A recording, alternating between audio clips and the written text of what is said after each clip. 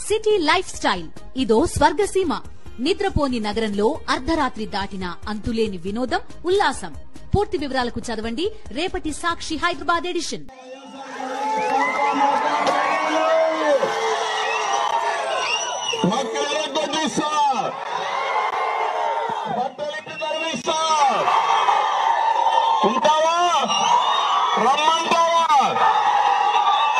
చాతగారి దద్దమ్మలారా, పనికి మాలిన వ్యక్తులారా, నేరాలు ఘోరాలు చేసే దరిద్రులారా, అందరూ పట్టుకోలేదండి అని ఎవరు అన్నారు? తల్లుడి రారా రా రాజు. రైట్.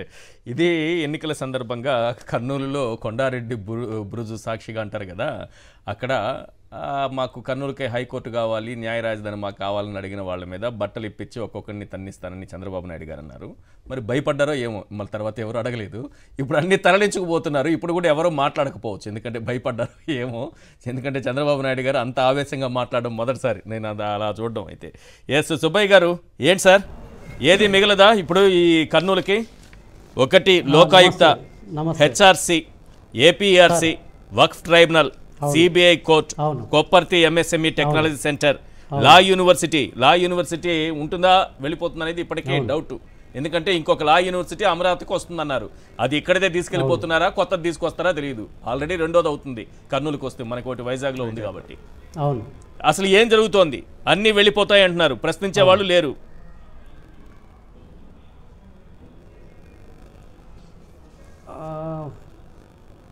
వాస్తవంగా ఈ యొక్క పరిణామం చాలా దురదృష్టకరం. ఎందుకంటే రాయలసీమ ఇప్పటికే చాలా అన్యాయానికి గురైంది. గత ప్రభుత్వం ఇక్కడ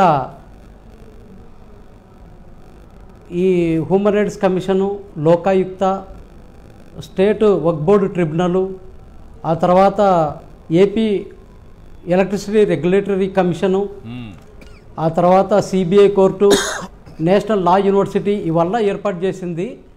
ఇక్కడ రాయలసీమకు న్యాయం జరిగింది, ఇంకా జరుగుతుంది అనే ఆశతో ఉన్న ఈ సందర్భంలో ఈ యొక్క పరిణామం అనేది చాలా ఆశనీపాతమైనది. మేము దీని మీద న్యాయవాదులము.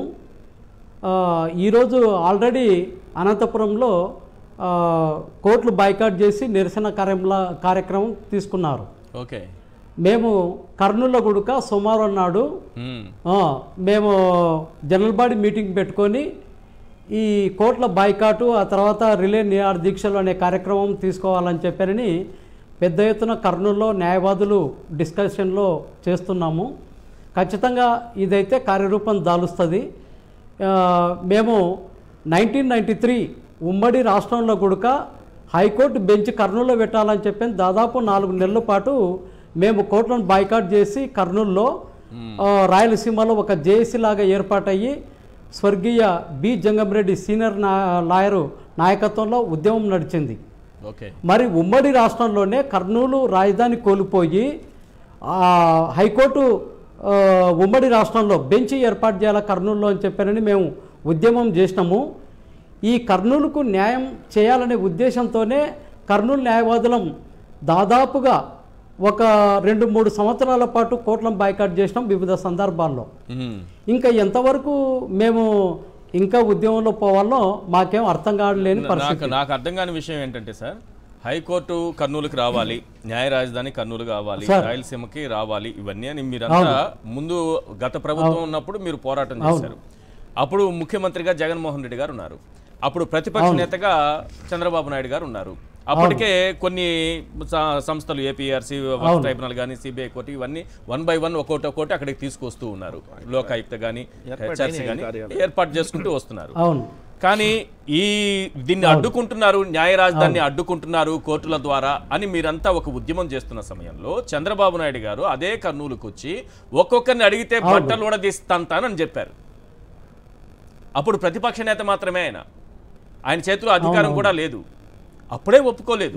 ఇప్పుడు ముఖ్యమంత్రి సార్, కూటమికి 164 సీట్లు ఉన్నాయి సార్, తరలించుకుపోతే మీరు అప్పుడు చేసిన ఉద్యమాన్నే బట్టలుడి తీసి కొడతానన్నారు. మరి ఇప్పుడు ఏం ఉద్యమం చేస్తారు, ఏం సాధించుకోగలరు, ఎలా నిలబెట్టుకోగలరు? అవును, దీన్ని అదే దాదాపుగా ఇప్పటికే జనాల్లో ఒక కదలిక అనేది వచ్చింది సార్.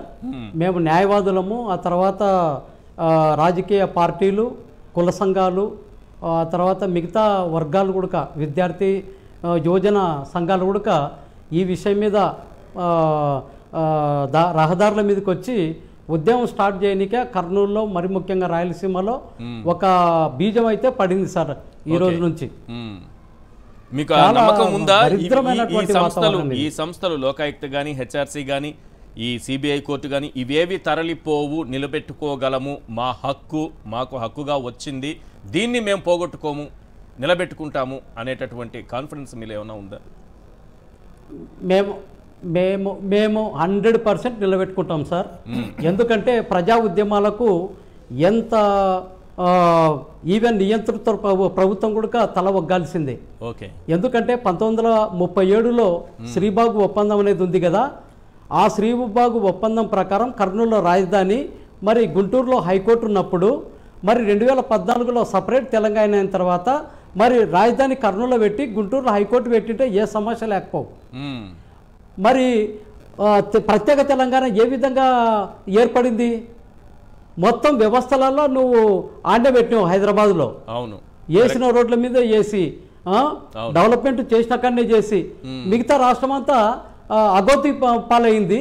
వాళ్ళు హైదరాబాద్ మాకు బాగా ఉంది, దాదాపు ఈరోజు కనీసం హైదరాబాద్ నుంచి 70 నుంచి 80 కోట్ల వేల కోట్ల బడ్జెట్ హైదరాబాద్ నుంచే వస్తుంది. అవును, మరి వాళ్ళు హ్యాపీగా తీసుకొని పోయి ఇప్పుడు మరి కర్నూలు పరిస్థితి ఏంది? మరి రాయలసీమ మరియు ఉత్తరాంధ్ర, ఇప్పుడు శ్రీకాకుళం కానీ, విజయనగరం కానీ, ఒక్క వైజాగ్ తప్ప ఈవెన్ విశాఖపట్నం జిల్లా కూడా పేదరికంలో మగ్గుతున్నటువంటి ప్రాంతము. మరి రాయలసీమలో ఇప్పటికే వలసలు మొదలైనవి. ఎక్కడ ఆదోని ప్రాంతము, ఆలూరు, పత్తికొండ, ఎమ్మిగనూరు, మంత్రాలయం ఇటువంటి ప్రాంతాల నుంచి మొత్తం వలసలు మొదలైనవి. ఎక్కడ బెంగళూరు, హైదరాబాదు, చెన్నై, ముంబై, ఇట్లా వేరే వేరే సుదూర ప్రాంతాలకు చిన్న చిన్న పిల్లల్ని ఇంటికాడ పెట్టి వాళ్ళు పోతున్నారు. మొన్న ఒక దురదృష్టకరమైన సంఘటన, తల్లిదండ్రులు ఇట్లా వలసలు పోయి చిన్నపిల్లల్ని ఆడబెడితే ఒక పాప మీద అత్యాచారం కూడా జరిగే ప్రయత్నం జరిగింది. ఇంకా ఎంత దరిద్రమో ఒకసారి లెక్కేసుకోండి. అత్యాచారం ఇప్పుడు కొసిగి మండలంలో అనుకుంటా ఆ ప్రాంతంలో. కాబట్టి పిల్లలకు రక్షణ లేకుండా అయిపోయింది సార్. వాళ్ళ చదువులు సంకనాకిపోతున్నాయి. ఆ తర్వాత పెద్దలకు తిండికి టయానికి తిండి లేదు. ఆ తర్వాత చిన్న చిన్న పిల్లలకు వాళ్ళకు ఎప్పుడు ఏం జరుగుతుందో అనే వాతావరణం ఇదైపోయింది. కాబట్టి వాళ్ళ జీవితాలకు భరోసా లేని వాతావరణము ఈరోజు రాయలసీమలో ఉంది. అనంతపురం జిల్లా మనకు తెలియదేం కాదు. ఈ కళ్యాణ్ దుర్గ్ కానీ, ఉరవకొండ కానీ చెప్పండి వలసలు, నీళ్లు మొత్తం నీళ్ళంతా మా రాయలసీమ దాటుకునే పోవాలా. తుంగభద్ర, ఆ తర్వాత ఈ వేదవతి అనేది ఇంకా ఇప్పటికీ కార్యాచరణకు పూనుకోలే. ఆ తర్వాత ఈ మామూలుగా సుంకేశ్వర ప్రాజెక్టులో ఉన్నటువంటి నీళ్ళంతా కిందికి దిగకపోవడము. ఆ తర్వాత ఈ శ్రీశైలం నుంచి లెఫ్ట్ బ్యాంక్ కెనాల్ అంట, రైట్ బ్యాంక్ కెనాల్ అంట, ఇదని చెప్పారని మిగతా ప్రాంతాలకు పోవడం తప్ప మన రాయలసీమకు సాగునీటికి కానీ, తాగునీటికి కానీ, పరిశ్రమలకు కానీ ఎలాంటి నీటి అవకాశం లేకుండా అంతా మొత్తం కిందికే పోయి వాళ్ళే సంవత్సరానికి 2-3 పంటలు పండించుకునే వాతావరణం ఉంది తప్ప రాయలసీమలో అన్నం తిన్నిక కూడా లేదు. అంత పేదరికంలో మగ్గిపోయే వాతావరణం ఈ రోజు ఉంది. చంద్రబాబు ముఖ్యమంత్రి అయిన తర్వాత, కూటమి ప్రభుత్వం అధికారంలోకి వచ్చిన తర్వాత ఏదో మొత్తం వలసలు వెళ్ళిపోయిన వాళ్ళందరూ తిరిగి వచ్చేసారేమో అని అనుకున్నాను సార్. ఎందుకంటే 2023లో బెంగళూరు దగ్గర ఒక యాక్సిడెంట్ జరిగింది సార్. ఈనాడు దినపత్రికలో ఏం రాశారంటే, ఎల్లో తాత గారు రాసిన వార్త, జగనే చంపేశారు ఆ యాక్సిడెంట్ ద్వారా అని రాశాడు. ఏంటని లోపల మొత్తం చదివితే 2 ఏళ్ల క్రితం 3 ఏళ్ల క్రితం వాళ్ళు బెంగళూరు వెళ్ళిపోయారట. ఇక్కడ ఆంధ్రప్రదేశ్లో ఉపాధి లేదని. వాళ్ళు అక్కడికి వెళ్లకుండా ఉంటే యాక్సిడెంట్ జరిగేది కాదట. జగన్ వల్లే వాళ్ళు చనిపోయారు, ఈ చావులకి జగనే కారణము అని రాశాడు. మరి ఇప్పుడు ఇంతమంది వలసలు వెళ్ళిపోతున్నారంటే నేను నమ్మలేకపోతున్నా. చంద్రబాబు ఏమైనా అధికారం నుంచి అధికారం రాగానే అందరూ తిరిగి వచ్చేస్తారు అనుకున్నా. అయినా పోతున్నారు 6 నెలల నుంచి? లేదు లేదు లేదు, ఈ మొత్తము ఆదోని, మంత్రాలయము, ఎమ్మిగనూరు, ఇది ఆలూరు, పత్తికొండ ప్రాంతాల నుంచి మీరు నిజ నిర్ధారణ కమిటీ చేసి కానీ మీరు ప్రూవ్ చేసుకోండి. రైట్, అర్థమవుతుందిలేండి సార్.